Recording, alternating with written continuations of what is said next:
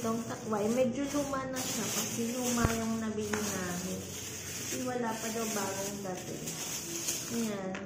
Yung takway ay roots yan ng gabi. Yung parang nagapang para tumubo ulit yung gabi. So, medyo luma na siya. Pero binili ko pa din kasi namimiss ko. Wala kasi nito dito sa Los Baños. Doon pa to namin nabili sa may Manacor. Sa palengke, iniwan pa namin nabili ito. So, ayan. Papakita ko sa inyo kung paano ito lulutuin. Masarap to guys. Paborito to naming magpipinsan. Kasi nga, doon sa probinsya, hindi to binibili. Kinukuha lang sa tabi-tabi.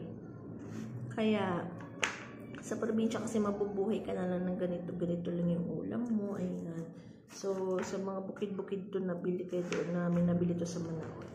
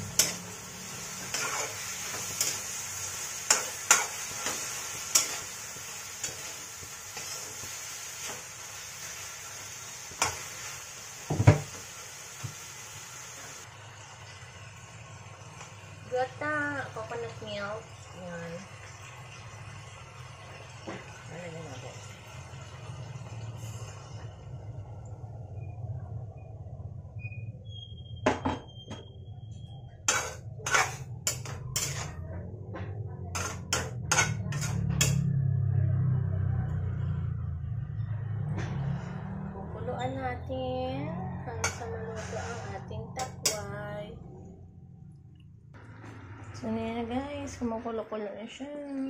Palalambutin na lang natin.